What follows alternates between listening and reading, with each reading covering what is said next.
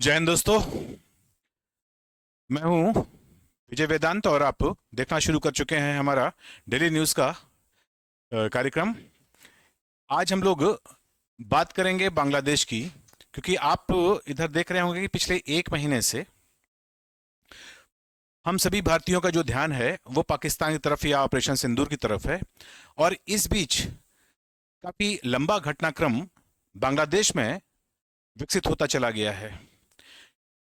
खास तौर से जो वहाँ के केयरटेकर गवर्नमेंट के प्रमुख डॉक्टर यूनुस हैं, है ना, वो अपनी गद्दी को बचाने के लिए चीन और अमेरिका दोनों के साथ ऐसी डीलिंग कर रहे हैं, या कह सकते हैं कि दोनों के साथ इस प्रकार की वार्ताओं में उन्होंने बांग्लादेश को उलझा दिया है कि एक साथ बांग्लादेश की सिक्योरिटी, भारत की नेशनल सिक्योरिटी और चीन और अमेरिका की जो साख है वो दांव पे लग गई है। और जो बांग्लादेश की इकोनॉमी है उसका तो खैर बेड़ा गर्क होता ही जा रहा है।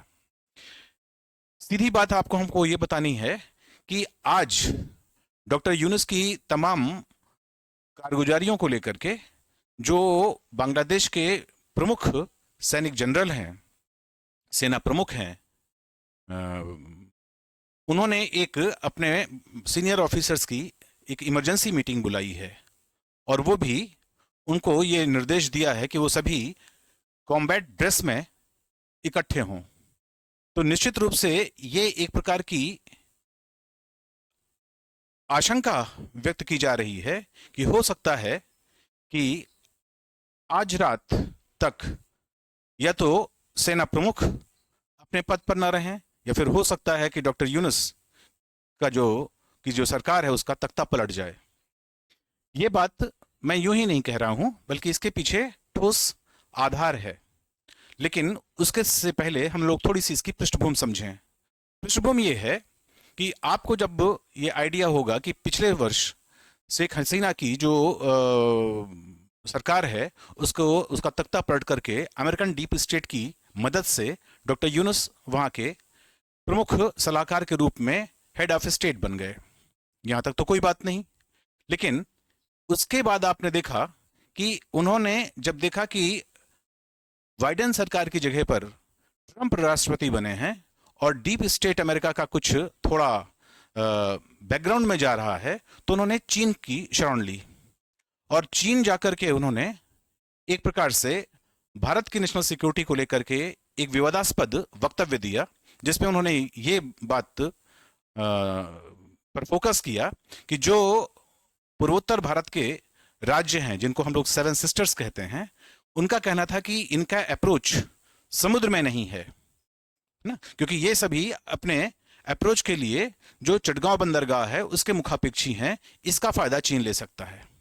इसके अलावा उन्होंने इस महीने जो एक बड़ी विशेष रियायत दी चीन को, वो ये है कि भारत की सीमा के बमुश्किल 15 किलोमीटर दूर एक बहुत पुराने जो कह सकते हैं कि एक हवाई पट्टी हुआ करती थी, बहुत पुरानी हवाई पट्टी हुआ करती थी, है ना, ब्रिटिश काल की, 1931 की बनी हुई, जिसको हम लोग जानते हैं लाल मुनीर हाट के नाम से।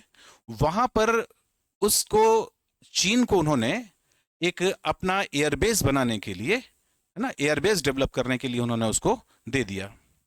अब स्वाभाविक है कि अगर चीन भारत के सीमा के इतने निकट अपना एयरबेस बनाएगा तो वो बांग्लादेश के लिए तो पता नहीं, लेकिन भारत के लिए निश्चित रूप से बड़ा चुनौतीपूर्ण होगा। और ये बात निश्चित रूप से भारतीय राष्ट्रीय सुरक्षा के लिए उचित नहीं है।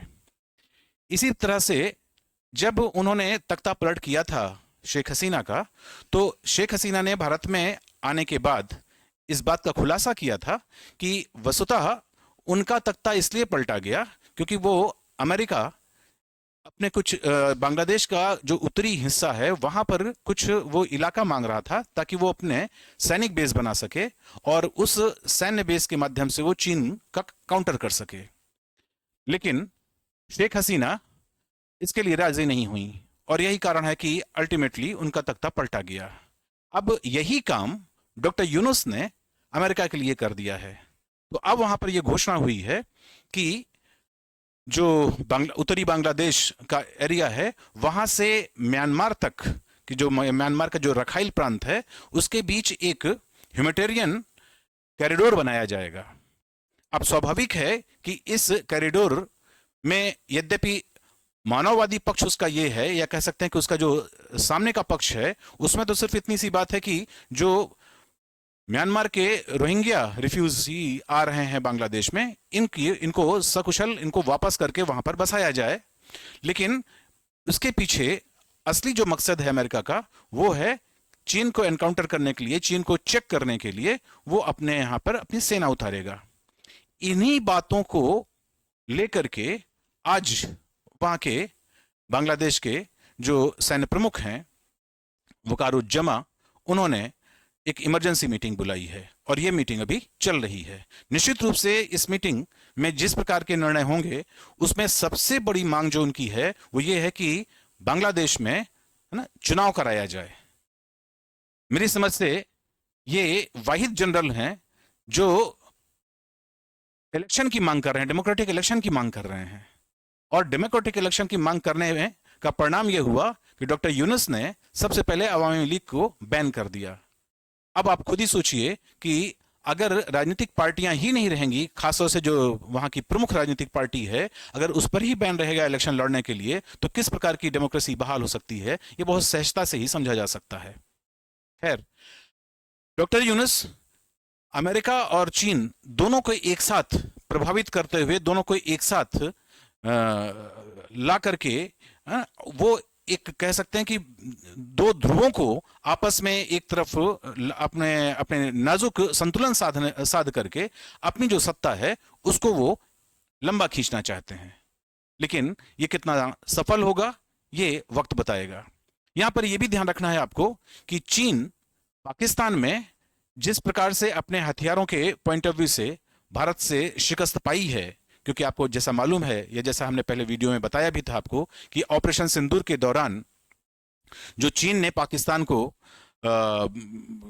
अपने फाइटर जेट दिए हुए थे, ड्रोन दिए हुए थे, और साथ में जो उनका HQ-9 एयर डिफेंस था, उन सब की धज्जियां उड़ गईं। तो स्वाभाविक है कि चाइना उसका बदला अब बांग्लादेश के माध्यम से भारत के साथ पूर्वोत्तर क्षेत्र में लेने के लिए उत्सुक होगा। क्योंकि इधर अगर हम पिछले कुछ वर्षों की बात देखें तो चीन भारत के साथ एक तो सीधे संघर्ष में भी पीछे हटा है, दूसरी तरफ पाकिस्तान के माध्यम से जो उसने एक इनडायरेक्ट भारत पर दबाव डालने की कोशिश की थी, उसमें भी उसको सफलता नहीं मिली।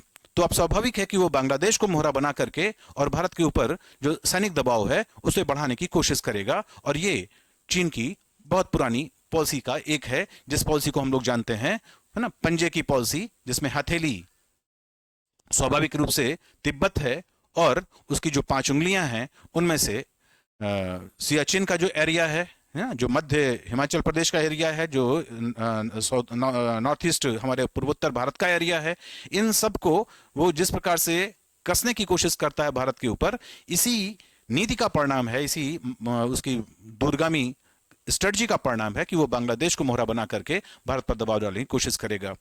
ये सभी चीजें भारत बहुत ही सावधानी से और पूरी कह सकते हैं कि सूक्ष्मता के साथ देखने की कोशिश कर रहा है। और ये सभी कुछ निश्चित रूप से यूनुस सरकार के लिए भारी होगा, जिसको अंत में, जिसका कह सकते हैं कि जिसका प्रभाव अंततः जो बांग्लादेशी नागरिक हैं उनको भोगना पड़ेगा। तो देखते हैं कि ये जो इमरजेंसी मीटिंग वकारुज्जमा की चल रही है, इसका अंतिम जो फैसला है वो क्या होता है और किस प्रकार से जो बांग्लादेश की आगामी राजनीति है वो किस करवट बैठती है और किस तरह से यूनुस अपने को बचाते हैं या फिर वो भागने के लिए मजबूर होते हैं, ये सभी हम लोग देखेंगे। और इस वीडियो को लेकर के जो भी आपके कमेंट हो या आपकी राय हो, उससे निश्चित रूप से हमको अवगत कराइए। Thank you. जय हिंद।